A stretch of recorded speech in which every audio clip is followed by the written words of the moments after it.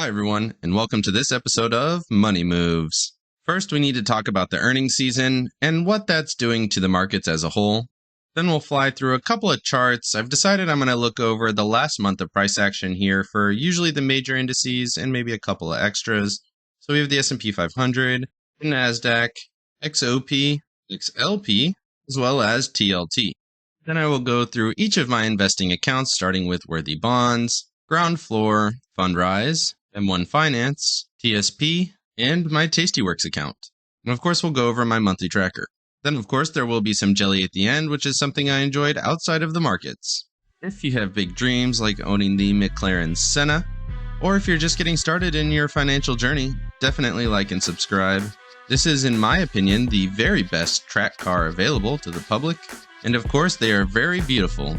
They currently sell for around $1.3 million. Make sure you like, subscribe, and hit the bell so you don't miss out on any future content. Welcome to the Portfolio Bulletin. Let's get started. So Apple and the rest of the tech stocks couldn't save the stock market.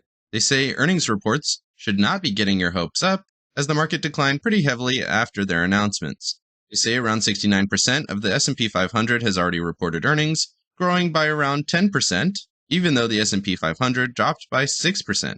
You can see big tech is not doing any better, with Apple being down 3.6%, Microsoft a little bit more than that, Google struggling, Facebook did a little better than the rest, and then we have Amazon falling pretty substantially at around 14%. And some of the other companies have been mixed, with Sherwin-Williams going up 12% and Black & Decker going down 15%. You would expect these to kind of move in tandem, as they're both affected by the home improvement section, but they're not correlated in this case. They say supply chain issues continue to pressure costs, driving up the underlying costs to do any kind of improvements on the home. They say individual investors are having to judge these results based on their own merits, and perhaps the high expectations are leading to these big disappointments.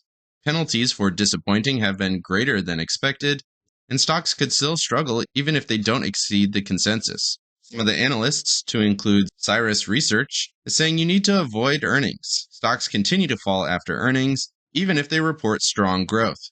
Moving over here to the markets, first up is the S&P 500, which you can see the start of the month here was 1 April, and finishing up here on 29 April. Pretty rough month for the markets, with an overall down move of around 8%, and some pretty substantial down moves within that time period, basically hitting that month high here on 21 April, right in line with the start of the month, and then moving down basically to the lows at around 8%, then with a little rally in between, and then continuing back down to those market lows.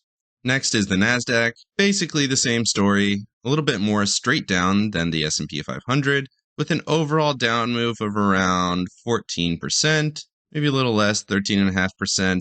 And it's basically been right along that trend line. Little bounce here in the middle of April, not quite getting up to those month highs, and then continuing down from there, resulting in around a 10% down move or so. This is the stock that I trade the most, and it's been rough. Let's move through the rest of these a little quicker here. You can see XOP, basically flat, slight down move of maybe 1 or 2%, with a pretty strong down move and bounce here in the middle of the month. Next, you have TLT, or 20-year plus bonds, also declining pretty aggressively, somewhere around 8% as well, which is pretty substantial for bonds, basically down as much as the rest of the markets. And the only reprieve here was consumer staples, up just a little bit, around 2.5%, but hit around 7% at the highs in the middle of the month. Moving over to my investments, I continue to hold Worthy Bonds at a solid $5,000 of invested capital, plus a little bit of interest that it's been earning here, up around $30 since my last withdrawal. They're still sold out. I'm curious what they're going to continue to do with this platform. They sold out of all their different bond funds, and currently I'm not sure that you can invest with them, and they haven't really announced anything going forward. Hopefully they do. This is still a good platform, and it's at least keeping up a little bit with inflation versus any high-yield savings accounts. Moving on to Groundfloor, I continue to add a little bit of capital here and there. Anything I get from Lending Club continues to go into this platform. So far, I've made 10.1% annualized return, or a little over $250 on a $5,000 investment.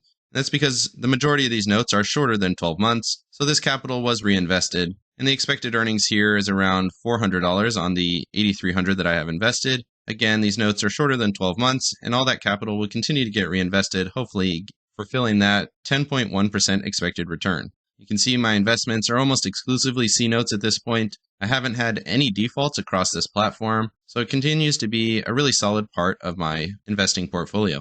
Moving over to Fundrise. This is another very large part of my portfolio, and so far I've returned a little bit over $1,400 this year, and I crossed over $10,000 in all-time returns, and I recently hit my 3-year anniversary with Fundrise, so it took about 3 years to hit that $10,000 mark. Based on the graph you can see here, lots of regular monthly investments, with a couple of bigger investments and the strong growth that we had over the last couple of years. Definitely check out my last Fundrise video where I went significantly more in depth with this platform, as it is a very good investment for real estate in my opinion.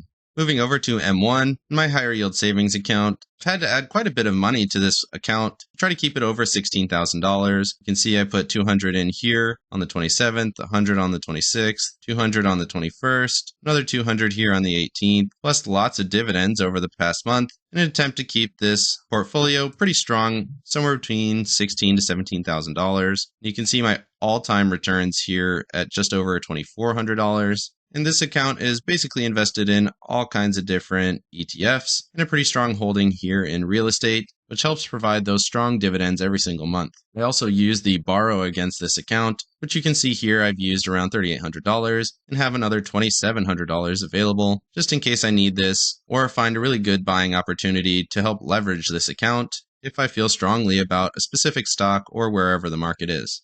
Next up is my retirement account through TSP. I continue to add 5% plus my employer matching 5% to this account every single month. And you can see I'm currently buying only stocks here. And despite that, this account continues to go down. Not too long ago, it was well over 90,000. And now we're down to around 81,000. And you can see my current return is around 4% over the last 12 months as of 31 March. And I don't doubt that this will be negative once we get to the next iteration. You can see it calculates on the 3rd business day of each month. So I suppose that in May, this will probably be negative. Of course, I can't touch this money for a very long time, so I will continue to add to this at a regular interval because that 5% employer matching is essentially free money.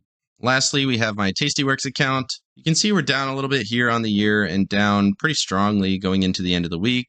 I didn't think the markets were going to fall as strongly as they did, and then Amazon really drug things down quite a bit.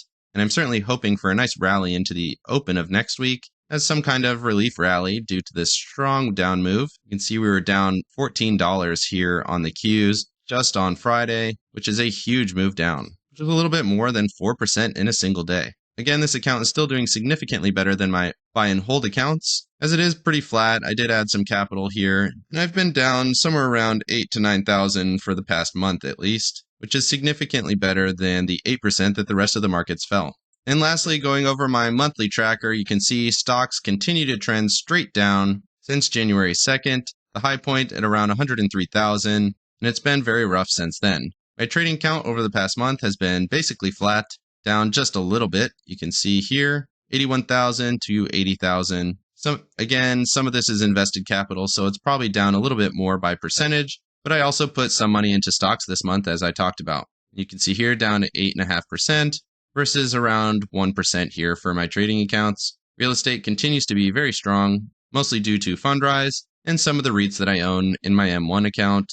Lending Club continues to trend down. It did slow down a little bit here in the last month. And then my cash is a little bit high, mostly due to my tax return coming back. And I do plan to move that into the markets here over the next month or two. Overall, still down a little bit over 0.5% versus the previous month, with my all-time high still being here at the beginning of the year at 274,000 and currently sitting just below 260,000, even with that large cash infusion from my tax return. Needless to say, it's been tough investing, but of course we have to keep our eyes on the long term and remember what our goals are. Definitely let me know what you think of my portfolio or where the markets are going over the next month. This has been a tough month, but these months are going to come over the course of your investing career. You have to stick with it to get those long-term gains. Definitely like and subscribe if you got any value out of this video. And make sure you hit the bell so you don't miss out on any future content. Of course, none of this is financial advice. This is all for entertainment purposes. And with that, let's get to today's jelly. Today's jelly is the NFL draft. And as an Eagles fan, it's actually been a pretty good draft. I'm honestly surprised. We've had some pretty rough drafts in the past. Last year was okay, and this year seems to be even better. We got Jordan Davis out of Georgia, who is a monster of a man and is a true nose tackle, which will help support that defense. Got Cam Jorgensen to help support that offensive line. And then we got a linebacker out of Georgia as well to help support that defense. There were some rumors he would go in the first or second round, but he fell all the way to the third round, which was impressive. And I think this is definitely a good pickup for the Eagles. Further down, they've acquired another linebacker and another tight end to help support that offense and put a lot of weapons around Jalen Hurts. Hopefully this continues to go well. We also picked up A.J. Brown from the Titans in a pretty big trade, and unfortunately we have to pay him $100 million. But hey, maybe we'll have a winning season and beat out those Cowboys. If you're an Eagles fan, definitely give me a Fly Eagles Fly or Go Birds in the comments. And if you're not, that's too bad. Otherwise, that's all I have, and have a great day.